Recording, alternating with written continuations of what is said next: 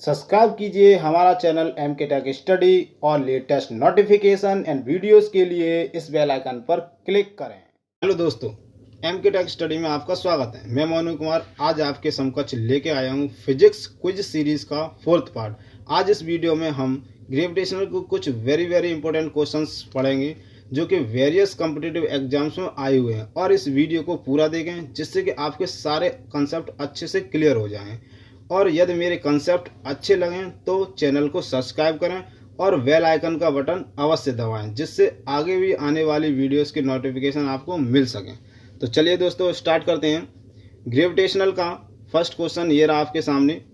निम्नलिखित में से किसने न्यूटन से पूर्व ही बता दिया था कि सभी वस्तुएं पृथ्वी की ओर आकर्षित होती हैं?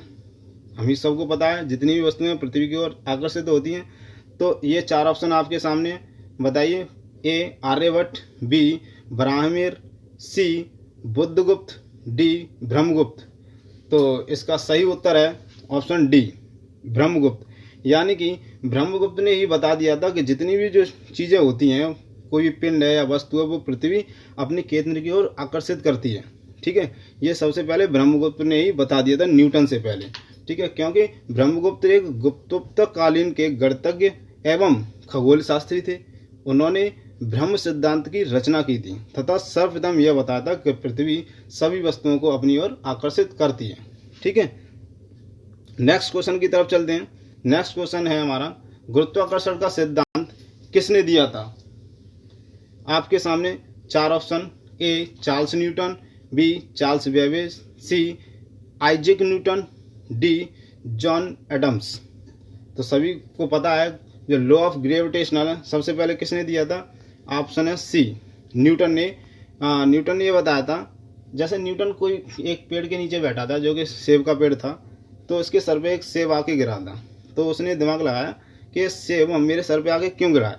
ठीक है, ये स्टोरी थी न्यूटन की। तो यहाँ से उसने रिसर्च किया तो उसने पता लगाया कि हर एक पिंड एक दूसरे पिंड को अपनी ओर आकर्षित करता है एक कुछ बल लगाकर। उसी बल को क्या कहते हैं? ग्रेविटेशनल फोर्स कहते हैं। ठीक है, जैसे कोई 2 बॉडी हैं, एक जिसका मास m1 है, एक अनदर बॉडी है जिसका मास m2 है, और वो आपस में एक r डिस्टेंस पर रखी हुई हैं और वो एक दूसरे को एक F1 F2 फोर्स से खींच रही हैं। लेकिन वो दोनों फोर्स बराबर होंगे क्योंकि वो दोनों बॉडी आपस में बराबर फोर्स से खींचेंगी। उसी लॉ को क्या कहते हैं? ग्रेविटेशनल फोर्स कहते हैं। ठीक है, फोर्स इक्वल टू होता है G into M1 into M2 upon r²। ठीक है, जो कि r क्या है? ये r है 2 पिंडों के बीच की डिस्टेंस। ये 2 पिंड हैं, इनके बीच की डिस्टेंस। और g is a gravitational constant जिसका मात्रक मान होता है 6.67 इंटू 10⁻⁻11। ठीक है, ये इसका मान होता है। तो सबसे पहले न्यूटन ने ही बताया था कि जो गुरुत्वाकर्षण का सिद्धांत है, ठीक है, कि 2 पिंड आपस में एक दूसरे की तरफ आकर्षित करते हैं, उसी को हम ग्रेविटेशनल फोर्स कहते हैं। ठीक है, नेक्स्ट क्वेश्चन की तरफ चलते हैं। नेक्स्ट क्वेश्चन है हमारा, अंतरिक्ष यात्री निर्वात में सीधे खड़े नहीं रह सकते क्योंकि सभी को पता है जो अंतरिक्ष यात्री हैं वो निर्वात यानी वैक्यूम में सीधे नहीं खड़े रह सकते, यानी स्पेस में सीधे नहीं खड़े रख सकते। आपके सामने 4 ऑप्शन, गुरुत्व नहीं होता है, बी वायुमंडल में श्यानता बल बहुत तीव्र होता है, सी सौर वायु ऊपर की ओर बल लगाती है, डी वायुमंडलीय दबाव बहुत कम होता है। तो इसका सही उत्तर है ऑप्शन ए, यानी गुरुत्व नहीं होता। वैसे जनरली कह नहीं सकते हम कि गुरुत्व नहीं होता। गुरुत्व हर जगह होता है, यानी ग्रेविटी हर जगह होती है, स्पेस में भी होती है, लेकिन वहाँ बहुत ही कम होती है। केवल ओनली 2 पॉइंट्स ऐसे हैं जहाँ पर हमारी ग्रेविटी शून्य हो सकती है, या तो इनफाइनाइट डिस्टेंस जहाँ पर कोई गया नहीं है अभी तक, या फिर अर्थ के सेंटर पर, वहाँ भी कोई नहीं गया है। तो हम कह नहीं सकते कि ग्रेविटी कहीं 0 हो सकती है। हाँ, ये कह सकते हैं निग्लेजिबल होती है। ठीक है, जैसे कि अंतरिक्ष यात्री एक स्पेस में वॉक कर रहा है, स्पेस वॉक कर रहा है, तो वो सीधे खड़े होकर नहीं चल सकता। या फिर कोई शटल है उसमें भी सीधे नहीं खड़ा हो सकता, स्पेस स्टेशन है उसमें भी सीधे खड़े नहीं हो सकता, वो तिरछा ही कुछ एंगल पर रहेगा। क्योंकि अंतरिक्ष में कुल गुरुत्व के चलते अंतरिक्ष यात्री सीधे खड़े नहीं रह पाते। कम गुरुत्व में लंबे अंतरिक्ष अभियानों में अंतरिक्ष यात्रियों को परेशानी क्षय और अस्थियों के घनत्व में कमी का सामना करना पड़ता है। अस्थि घनत्व कम होने से अस्थियां कमजोर हो जाती हैं, उनकी जो अस्थियां हैं मांसपेशियां भी कमजोर हो जाती हैं। ठीक है, नेक्स्ट क्वेश्चन की तरफ चलते हैं। नेक्स्ट क्वेश्चन है, अंतरिक्ष यान जो चक्कर लगा रहा है से एक सेब छोड़ दिया जाता है, तो वह आपके सामने चार ऑप्शन, कोई अंतरिक्ष यान है वो चल रहा है, उससे एक सेब छोड़ दिया है, कोई वस्तु छोड़ दी, तो क्या होता है। चार ऑप्शन आपके सामने पढ़ते हैं। पृथ्वी की ओर गिरेगा, ठीक है, पृथ्वी की ओर गिरेगा। बी, कम गति से गतिमान होगा, ठीक है। सी, अंतरिक्ष यान के साथ साथ उसी गति से गतिमान होगा। ऑप्शन डी, अधिक गति से गतिमान होगा। ठीक है, तो आपके सामने चार ऑप्शन है, बताइए क्या आंसर हो सकता है। तो इसका सही उत्तर है ऑप्शन सी, अंतरिक्ष यान के साथ साथ उसी गति से गतिमान होगा। कोई भी स्पेस स्टेशन है अंतरिक्ष में, वो पृथ्वी के चारों तरफ घूम रहा है, ठीक है, उससे अगर कुछ भी वस्तु गिरती है या कोई वस्तु गिरती है या सेब मान लेते हैं, इसको क्वेश्चन में दिया है, वो गिरता है तो वो उसी स्पीड से चलेगा जिस स्पीड से अंतरिक्ष घूम रहा है और उसी के साथ साथ चलेगा। ठीक है, okay, it's a space station. ठीक, तो अंतरिक्ष में गुरुत्वाकर्षण के अभाव से सेब अंतरिक्ष यान के साथ साथ उसी गति से गतिमान होगा। ठीक है, नेक्स्ट क्वेश्चन की तरफ चलते हैं। नेक्स्ट क्वेश्चन है हमारा, पीसा एक मीनार है वो झुकी हुई है, क्यों नहीं गिरती है, इसके लिए क्या कारण है। आपके सामने चार ऑप्शन है। ऑप्शन ए, वह शीर्ष भाग में पतली हो गई है, उसका ऊपर का भाग टेपर हो गया है। ऑप्शन बी, वह बड़े तल क्षेत्रफल को आच्छादित करती है। ऑप्शन सी, इसका गुरुत्वाकर्षण केंद्र निम्नतम स्थिर में रहता है। ऑप्शन डी, गुरुत्व केंद्र से जाने वाली ऊर्ध्वाधर लाइन रेखा तल के अंदर रहती है। तो बताइए इसका सही आंसर क्या है। एक पीसा है, मीनार है जो तिरछी है, ठीक है, वो क्यों नहीं गिरती है, क्योंकि उसका जो वर्टिकल एक्सिस होती है, ऊर्ध्वाधर रेखा होती है, उसके गुरुत्वाकर्षण केंद्र जो तल में है उसके केंद्र से होकर गुजरती है, इसीलिए नहीं गिरती है। ठीक है, इसका आंसर कौन सा सही है। Option D is right answer. ठीक है, क्योंकि गुरुत्व केंद्र से जाने वाली ऊर्ध्वाधर लाइन यानी रेखा तल के अंदर से रहती है। ऐसे ये पीसा की मीनार है। ठीक है, इसका जो टॉप पार्ट है ना, टॉप पार्ट से जो ऊर्ध्वाधर रेखा गई है वो इसके तल में एक गुरुत्व केंद्र होता है, उससे होकर गुजरती है, इसलिए नहीं करती है। अगर वो लाइन गुरुत्व केंद्र से बाहर हो जाए तो बॉडी गिर जाएगी। यानी कि कोई भी वस्तु तब तक स्थिर रहती है जब तक गुरुत्व केंद्र से जाने वाली ऊर्ध्वाधर रेखा उसके तल से होकर गुजरती है। अभी तक पीसा की मीनार की गुरुत्व केंद्र से होकर जाने वाली ऊर्ध्वाधर रेखा मीनार के तल के अंदर रहती है। गुरुत्व केंद्र वह बिंदु है जहां वस्तु का संपूर्ण द्रव्यमान संकेंद्रित होता है, यानी गुरुत्व केंद्र वह पॉइंट है जहां बॉडी का होल वेट लाई करता है। इसलिए झुकी हुई मीनार अभी तक नहीं गिरी है। ऐसा माना जाता है कि मीनार के और अधिक झुकने पर गुरुत्व केंद्र से होकर जाने वाली रेखा तल से बाहर हो जाएगी, तब वह गिर पड़ेगी। यानी अनुसंधानकर्ताओं के अनुसार वर्ष 2030 से वर्ष 2050 तक यह मीनार पूर्ण रूप से गिर जाएगी। ठीक है, ये पूरा कंसेप्ट है। चलिए नेक्स्ट क्वेश्चन की तरफ चलते हैं। नेक्स्ट क्वेश्चन है हमारा, यदि पृथ्वी और सूर्य की दूरी जो है उसके स्थान पर दोगुनी हो जाती है तो सूर्य द्वारा पृथ्वी पर गुरुत्वाकर्षण बल जो पड़ता है वह कितना होगा। आपके सामने चार ऑप्शन है। अब जितना है उसका 2 गुना। ऑप्शन बी, अब जितना है उसका 4 गुना। ऑप्शन सी, अब जितना है उसका चौथा भाग यानी 1/4। ऑप्शन डी, अब जितना है उसका आधा भाग। ठीक है, तो यानी हम जानते हैं गुरुत्वाकर्षण लॉ ऑफ ग्रेविटेशन की वजह से, यानी दो पिंड है उसके बीच में लगने वाला फोर्स क्या होता है, F = G × M1 × M2/r²। ये हम जानते हैं। तो अगर उनके बीच की दूरी बढ़ा दी जाए, यानी सूर्य ग्रेविटेशनल फोर्स लगा रहा है पृथ्वी पर और उनके बीच की डिस्टेंस मान लेते हैं स्मॉल r है, अगर जो फोर्स लगा रहा है वो F है, अगर उनकी डिस्टेंस 2r कर दिया है तो कितना फोर्स लगेगा, यानी 1/4 लगेगा। कैसे लगेगा पहले तो पता करते हैं कौन सा आता है, यानी 1/4। Option C is right answer. ठीक है, जैसे कि ये कोई पृथ्वी है, जैसे अभी हम इसको बताते हैं, ये पृथ्वी है हमारी, ये पृथ्वी, ये सूर्य, इनके बीच की डिस्टेंस r है। ठीक है। और हम ड्यू टू ग्रेविटेशनल फोर्स जानते हैं F इज इक्वल्स टू होता है G m1 into m2 upon R square, ठीक है, ये इतना होता है। और अगर इस r को 2r कर दें तो F इज इक्वल्स टू कितना हो जाएगा, और G इंटू m1 और इंटू m2 कॉन्स्टेंट हो जाएगा, क्योंकि पृथ्वी का मास नहीं चेंज होगा ना सूर्य का मास चेंज होगा, हम रेडियस चेंज कर रहे हैं और ग्रेविटेशन और जी इज अ कॉन्स्टेंट है ये। तो अगर हम r को 1 अपॉन r की जगह 2r करें तो स्क्वायर करेंगे तो कितना हो जाएगा 4r, तो यानी ये कितना हो गया 1/4 हो गया, ठीक है, 1/4 हो गया। तो इसका आंसर सी क्या है, राइट आंसर है, ठीक। चलो ये नेक्स्ट क्वेश्चन की तरफ चलते हैं। नेक्स्ट क्वेश्चन है हमारा, जब कोई वस्तु ऊपर से गिराई जाती है तो उसका भार होता है, यानी कोई वस्तु ऊपर से गिराते हैं तो उसका भार होता है। आपके सामने 4 ऑप्शन, ऑप्शन ए शून्य, ऑप्शन बी अपरिवर्तित, ऑप्शन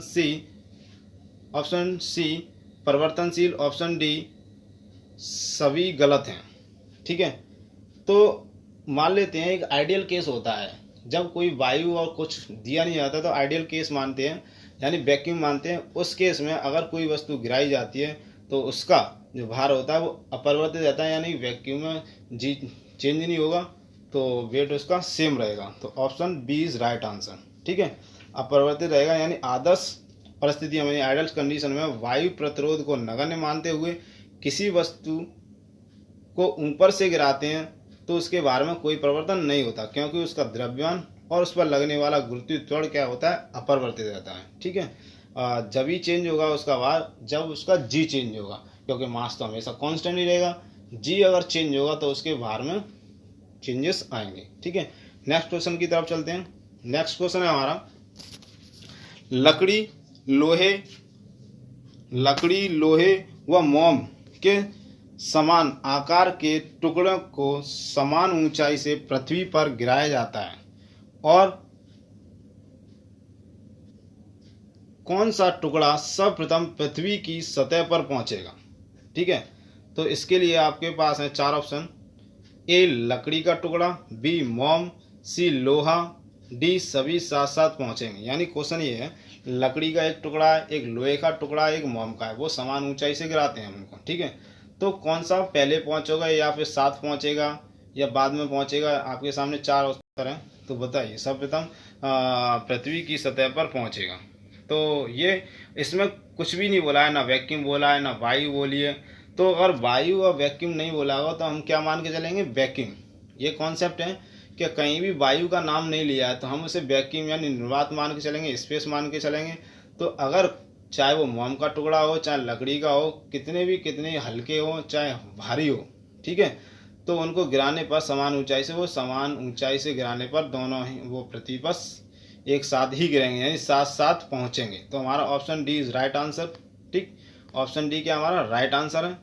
क्यों गिरेंगे साथ साथ, समझिए। एक एक्सपेरिमेंट किया एक साइंटिस्ट ने, स्पेस में जाकर के एक हैमर लिया यानी हथौड़ा और एक कागज लिया, दोनों को समान ऊंचाई से गिराया, तो वो दोनों एक पृथ्वी यानी उसकी सतह पर भी समान समय पर गिरते हैं, एक साथ गिरते हैं, ठीक है, क्योंकि वहाँ पर ग्रेविटी निगलिजिबल के बराबर थी, ठीक है। ये कॉन्सेप्ट है हमारा। तो नेक्स्ट क्वेश्चन की तरफ चलते हैं। नेक्स्ट क्वेश्चन है हमारा, हवा में लोहे और लकड़ी की समान भार की गेंदें को समान ऊंचाई से गिराने पर, अब यहाँ हवा का नाम ले दिया है, वहाँ पर हवा नहीं थी, तो हवा में लोहे और लकड़ी की समान भार की दो गेंद हैं, उनको समान ऊंचाई से गिराते हैं, तो क्या होता है। आपके सामने 4 ऑप्शन, ए पृथ्वी पर दोनों एक साथ गिरेगी, बी एक पहले गिरेगी एक बाद में गिरेगी, सी लकड़ी की गेंद बाद में गिरेगी, डी कुछ अंतराल में गिरेगी। यानी कि अब यहाँ हवा है, यहाँ पे हवा का प्रतिरोध लगेगा, तो ऑब्वियसली ये लकड़ी की गेंद बाद में गिरेगी। तो option C is right answer. Okay साथियों, यदि मेरे क्वेश्चंस आपकी मदद कर सकते हैं तो चैनल को सब्सक्राइब करना न भूलें और वीडियो को ज़्यादा से ज़्यादा शेयर करें, जिससे कि मेरे और साथियों का भी मदद हो सके। चलिए नेक्स्ट क्वेश्चन की तरफ चलते हैं। नेक्स्ट क्वेश्चन है, कथन चंद्रमा पर मानव का वजन पृथ्वी की तुलना में 1/6 रहता है। कारण ये है इसका, चंद्रमा पर पृथ्वी की तरह गुरुत्वाकर्षण है। देखो कारण तो यही गलत हो गया, क्योंकि चंद्रमा पर पृथ्वी की तुलना में गुरुत्वाकर्षण कितना है 1/6, इसलिए वहाँ वजन 1/6 कम रहता है। तो कारण तो गलत हो गया। तो इसके लिए आपके पास 4 ऑप्शन है। तो ऑप्शन हमारा कौन सा सही होगा इसमें? कथन तो सही है हमारा, लेकिन कारण गलत है। तो कथन सही है और कारण गलत है। तो ऑप्शन हमारा सी क्या होगा? राइट आंसर होगा। ठीक है, ऑप्शन सी क्या होगा? हमारा राइट आंसर होगा। ठीक, option C is right answer.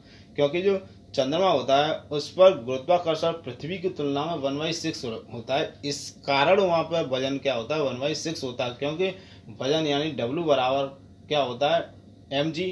मास हमेशा कांस्टेंट रहता है, मानी हर जगह पर कांस्टेंट रहेगा। g चेंज होगा तो उसके कारण वजन चेंज होगा। ठीक है, नेक्स्ट क्वेश्चन की तरफ चलते हैं। नेक्स्ट क्वेश्चन है किसी पिंड का भार। ठीक है, आपके सामने 4 ऑप्शन। ऑप्शन ए, पृथ्वी तल पर सब जगह समान होता है। बी, ध्रुवों पर सर्वाधिक होता है। सी, विषुवत रेखा पर अधिक होता है। डी, मैदानों की अपेक्षा पहाड़ों पर अधिक होता है। देखिए, पृथ्वी की बात करते हैं तो हर जगह वेरिएबल रहता है। जैसे कि अगर पोल की बात करें तो वहाँ पर ग्रेविटी अधिक रहती है। ठीक है, भूमध्य रेखा की बात करें तो वहाँ पर ग्रेविटी बहुत कम रहती है। तो अगर ध्रुवों पर अधिक होगी तो पिंड का भार वहाँ भी अधिक होगा, क्योंकि W क्या होता है? mg। तो g जहाँ पर ज़्यादा होगा वहीं भार ज़्यादा होगा। तो पृथ्वी पर g कहाँ पर ज़्यादा होता है, यानी ग्रेविटी कहाँ पर ज़्यादा होती है? वो पोल्स पे होती है। तो वहीं पर हमारा क्या भार ज़्यादा हुआ। तो इसमें option B is right answer. सही उत्तर बी है। ठीक है, गुरुत्व का मान भूमध्य रेखा पर सबसे कम और ध्रुवों पर सबसे अधिक होने के कारण पिंड का भार भूमध्य रेखा पर न्यूनतम और ध्रुवों पर सर्वाधिक होगा। ठीक, नेक्स्ट क्वेश्चन की तरफ चलते हैं। नेक्स्ट क्वेश्चन है हमारा, एक ऊंची मीनार से एक गेंद 9.8 मीटर पर सेकंड स्क्वायर के समान त्वरण से गिराई जाती है तो 3 सेकंड बाद उसका वेग क्या होगा? यानी कोई भी गेंद है 9.8 मीटर पर सेकंड स्क्वायर के त्वरण से गिराई जा रही है, तो यानी फ्री फॉल की कंडीशन होगी। ठीक है, और 3 सेकंड बाद उसका वेग, अंतिम वेग क्या होगा? तो चलिए, आपके सामने 4 ऑप्शन है, सॉल्व कीजिए और बताइए। आपके पास 1 मिनट का टाइम है, प्लीज सॉल्व कीजिए। चलिए, अब मैं बताता हूँ। इसका सही आंसर है ऑप्शन सी। कैसे सॉल्व करेंगे? जैसे हमें दिया है a = 9.8 मीटर पर सेकंड स्क्वायर। ठीक है, गिराई जा रही है तो g होगा। एक्सेलेरेशन यानी फ्री फॉल की कंडीशन में a बराबर g हो जाता है। ठीक है, और इसमें t बराबर 3 सेकंड दिया है। 3 सेकंड बाद वेग पूछा है और इनिशियल वेग 0 रहेगा, यानी u बराबर 0। हम जानते हैं न्यूटन के प्रथम लॉ v बराबर u + at, जो न्यूटन का गति का नियम है। ठीक है, यहाँ पे हमें फाइनल वेग यानी v पूछा है तो u की वैल्यू 0।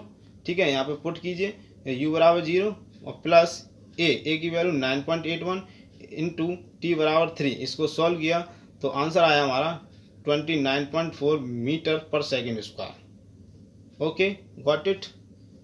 ठीक है दोस्तों, अगर मेरा ये वीडियो आपको पसंद आया हो तो इसको प्लीज़ सब्सक्राइब करें एंड ज़्यादा से ज़्यादा शेयर करें। धन्यवाद।